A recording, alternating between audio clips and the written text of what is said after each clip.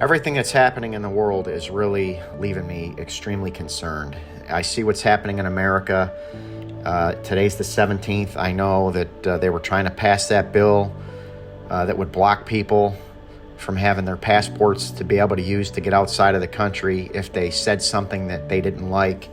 That was actually promoted by Marco Rubio. They wanted him to be the guy to do that with that guy here in Florida that pushed that bill. It did get removed, thank God. But beyond that, there's the stuff that Pam Bondi's saying and other people are saying. So, as I said, Pam Bondi says government will go after hate speech, draw on First Amendment criticism. I feel like we're getting close to those times that happened before. And you really have to study the roots of communism and the Bolshevik Revolution to grasp and fully understand the danger that we're in here in the United States of America. People think, well, we're in America. We're the greatest country in the world. This isn't going to happen. Well, if you start to see what's happening and start putting the pieces of the puzzle together, you can see that they're trying to establish the persecution of the Bible. In fact, they want to ban the Bible. And a lot of people think that that's crazy. You can look up a lot of stuff. I did some research here. After the Bolshevik Revolution in 1917, the new communist regime promoted state atheism and considered religion a threat to Marxist ideology. Churches were shut down or repurposed, and religious literature, including Bibles, were restricted or destroyed, especially during Stalin's rule. In fact, if you look up some of the info, there were times they actually rounded up a lot of the Bibles from churches and they burned them in fire over in Russia. And this is only a little over 100 years ago that some of this stuff happened. And it happened actually during the entire empire of communism that was over there in Russia. Bible printing was heavily limited, and for decades it was almost impossible to legally obtain a Bible in the USSR. Persecution of believers. Priests, pastors, and lay leaders were arrested, sent to labor camps, gulags, or executed.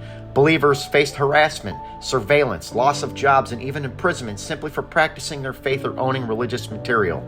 And then violence and torture.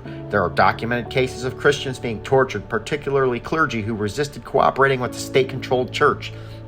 Torture included beatings, forced labor, starvation, and psychological abuse in prisons and camps. Some accounts describe brutal executions of priests and believers, especially during Stalin's Great Purge, which was 1936 through 1938. Bible smuggling and underground church. Despite the bans, secret house churches and Bible smuggling networks thrived.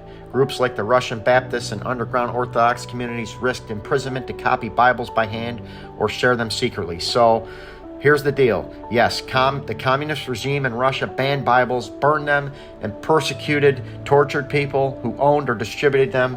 Crazy, crazy times. Absolutely. So I want people to know here in the United States of America what we're really facing.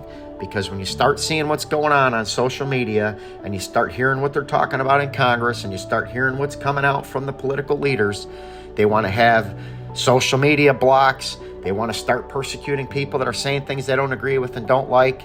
They want to pass bills that block you from having a passport that can allow you to travel around the world if you say things they don't like.